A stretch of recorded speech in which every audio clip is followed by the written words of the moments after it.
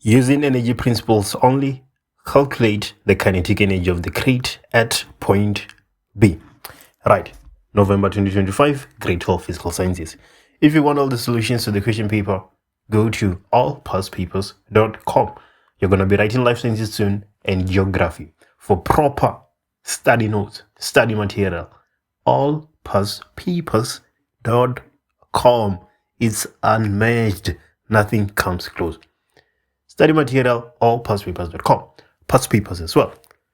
Let's stop wasting time and solve the question. A crate of mass 3 kg is at rest at point A on a frictionless horizontal surface. A constant force F of 12 Newton acts on the crate and moves it from point A to point B. The crate then moves down a rough plane, inclined at 20 degrees to the horizontal. The distance from point A to point B is 7 meters, and from point B to point C is 6.8 meters as shown in the diagram below.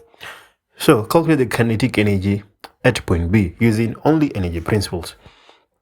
So 5.2 energy principles, we can use the work energy theorem, right? That's one of the energy principles that we have. So change in EK. So right, work net. Which forces are acting on the object? Well, we can just have a quick frictional, free body diagram, right? So that will be the weight, that will be the normal, and that will be the force applied. AB is frictionless, so F net is the force applied. So we are going to have 12 newtons multiplied by delta x, which is 7 meters, multiplied by cos of 0, because the object's displacement and the force are in the same direction.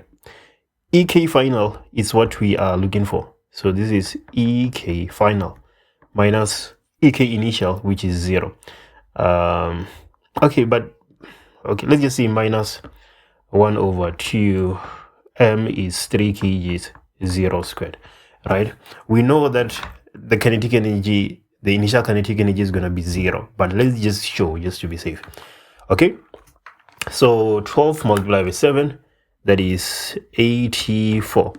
Okay, so 84 joules is equals to the final kinetic energy.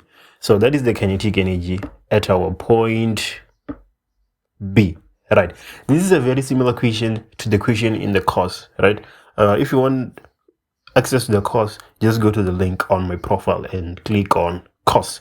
If you go to allpastpapers.com and then you click on grade 12 physical sciences, you're going to find the link to the course as well. You're writing chemistry, so I think it will be really useful to go through the course. Okay, 5.2, 5.3. Force F is now removed when the crate reaches point B.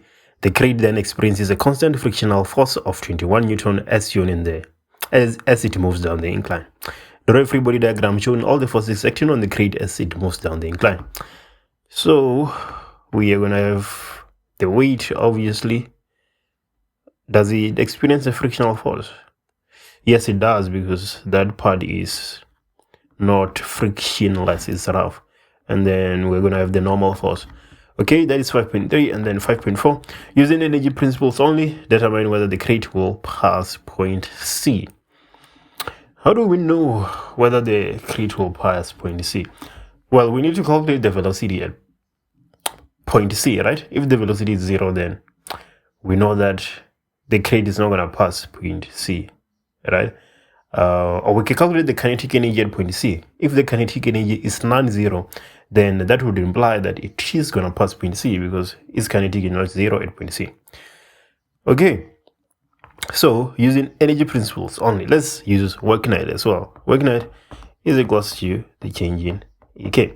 So when the question says using energy principles only, work net works, right? Work non-conservative works, and the conservation of mechanical energy will work in some cases as well. But work net can solve all the problems if the question says using energy principles only. But if you had my course, you know that work net works in every problem that says using energy principles. So let's see the free body diagram. We have the weight that is pulling the object down, and then we have the frictional force that opposes. and then we are gonna calculate or try calculate the kinetic energy at C. If the kinetic energy is non-zero, then we know that the velocity at C is not zero. So our object will actually pass point C.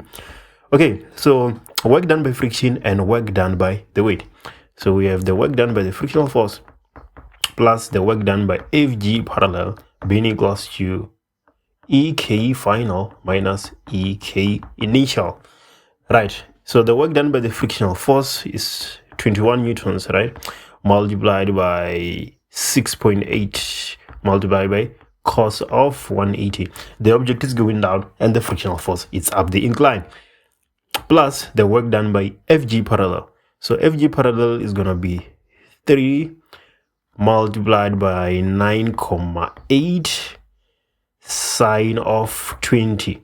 That is just FG parallel, and then multiplied by the displacement 6.8 multiplied by cos of 0.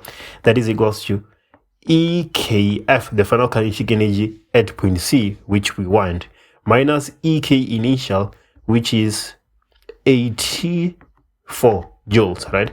So minus 84, because that's the kinetic energy at B. That is minus 74.4233 being equals to EK final minus 84. So I just need to add 84 on both sides, and then EK final will be equals to 9.58 joules.